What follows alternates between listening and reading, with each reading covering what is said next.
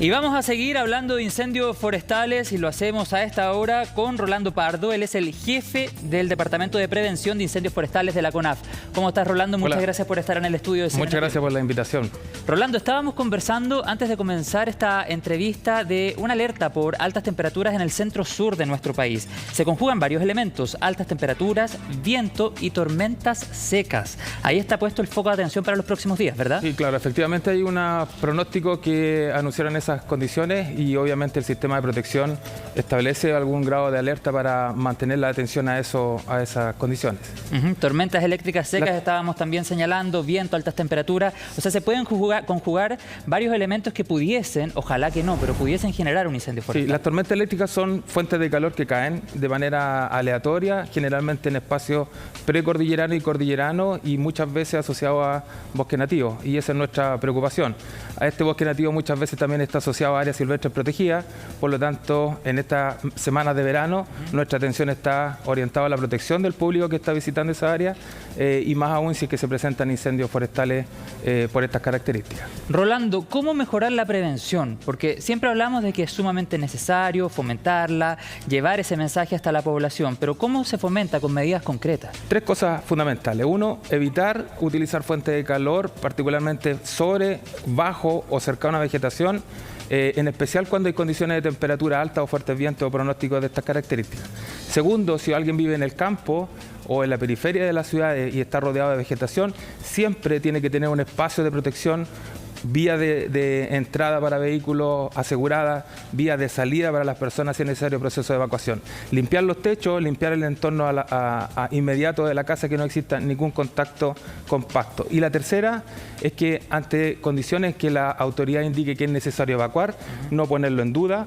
Si es que llega esa condición al sector donde yo estoy habitando y me dicen que tengo que evacuar, es porque la capacidad de control de un incendio que está presente en el lugar no existe por el momento, por lo tanto la sugerencia es salir del espacio. Es sumamente importante seguir el llamado de la autoridad y también reforzar el mensaje pensando que estamos en verano, con un montón de personas en las playas, a llevarse su basura.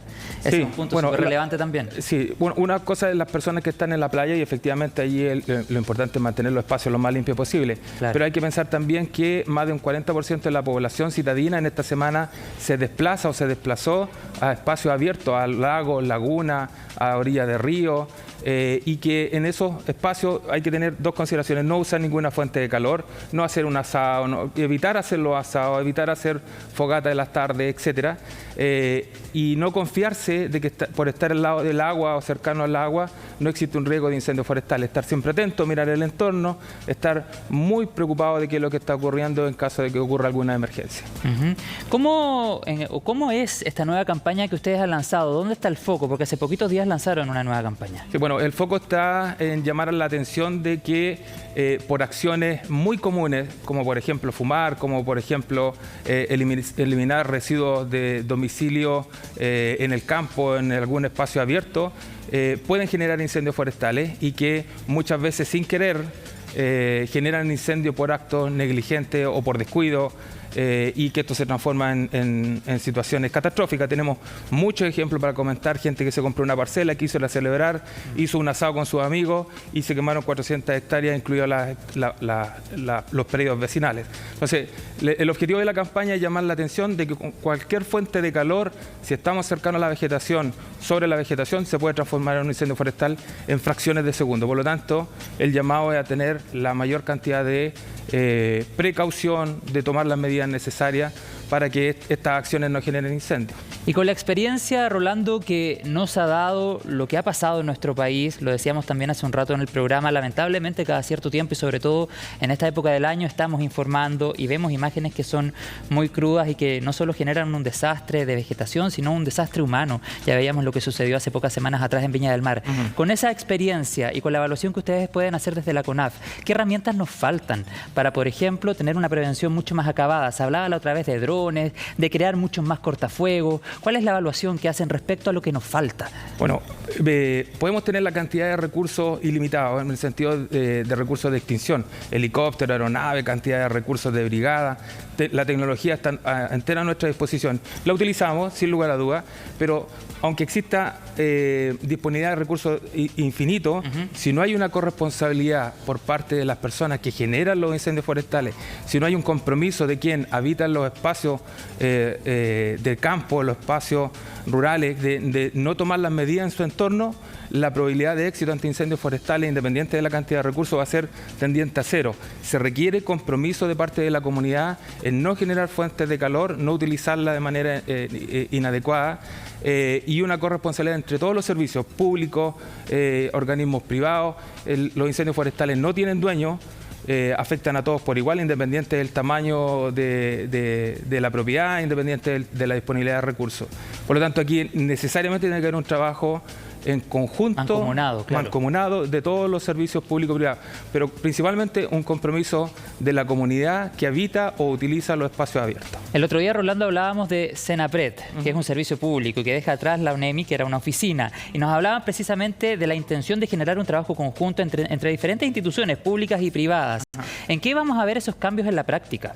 Bueno, hay varios cambios que tiene esta disposición legal, pero uno de los más importantes, y ya lo estamos trabajando con las asociaciones municipales, es que la responsabilidad de elaborar la planificación frente a las variables de riesgo, en este caso de incendios forestales, es responsabilidad de los municipios, y en ese sentido nosotros queremos prestar todo nuestro apoyo en el sentido de disponer la información, disponer los diagnósticos, disponer de la expertise de los profesionales que trabajan en los distintos territorios, como para entregar esa herramienta a los municipios. Los municipios se transforman en la célula más importante de la gestión, y en eso queremos trabajar en conjunto con ellos. Posibilidad de cierre de parques nacionales, y vuelvo a lo que conversábamos al comienzo, esta alerta por altas temperaturas en el centro-sur del país. La dinámica, bueno, los incendios forestales son muy dinámicos. Puede haber una situación de emergencia muy cercano o dentro de un área silvestre que requiera necesariamente el cierre de la unidad y la evacuación de las personas que están en su interior. Por eso el llamado es que para quien quiera salir de vacaciones, visitar un área silvestre, se mantenga informado de cuáles son las condiciones de acceso por un lado, y cuando lleguen al lugar se interioricen con los guardaparques cuáles son las zonas de seguridad, cuáles son las potenciales vías de evacuación y cómo están las condiciones de saturación o ocupación de los espacios de las unidades. Recordar que dentro de las unidades de áreas silvestres protegidas por el Estado no es factible la utilización de fuego. Está absolutamente prohibido el hacer fogata para alimentación o calefacción o para cualquier otro estilo. Entonces, la recomendación: informarse antes de salir de viaje. Ante un eventual cierre. Ante un eventual cierre, llegar al espacio de la unidad, consultar con los guardaparques cuáles son las condiciones. Dos cosas cortitas para terminar, Rolando. Si tuviéramos que definir zonas de nuestro país, ¿dónde está el foco de atención? ¿En qué ciudades? ¿En qué comunas? La mayor ocurrencia de nuestro país está desde la región de Coquimbo a... Pero por estos días. Con intensidad hasta Puerto Montt. En estos días hay una condición de alerta en la región metropolitana hasta la sexta, y los días 20 y 21 se desplaza un poco más al sur, entre la séptima y la región de los lagos. El número telefónico para alertar, eso es súper importante también recordarlo. La CONAF tiene disponible el 130, un teléfono de emergencia gratuito y que atiende las 24 horas en las distintas regiones. Ya pues, Rolando, yo te quiero agradecer por esta conversación. El otro día en CNN Tiempo también conversábamos con un académico de la Facultad de Veterinaria de la Universidad de Chile, y nos hablaba también de la posibilidad de prevenir incendios forestales a través del uso de ovejas. Sí. El pastoreo, por ejemplo, que consumen vegetación y además dejan el suelo húmedo. El 80% de los incendios parten por el pasto. Y hay una disminución histórica de las cabezas de ganado, y es algo que queremos propender a revertir, en el sentido de que las cabezas de ganado consumen este material básico por donde parte el pasto, o sea, por donde parten los incendios. Por lo tanto, si hay animales que se lo puedan consumir, para nosotros es un efecto muy positivo. Claro, muchas gracias, y hemos hecho este estudio, bueno, ahí lo estamos revisando en la pantalla, donde a través de una explicación en este capítulo hablamos de las causas, las consecuencias de un incendio forestal, y de hecho generamos un incendio mostrándole a toda la gente las causas que están detrás y cómo muchas veces la acción humana tiene tanto que ver y tanta responsabilidad en un estudio como esto, o en una situación como esta, o en dejar un lugar así como está, en este caso, la representación que hemos hecho en el estudio.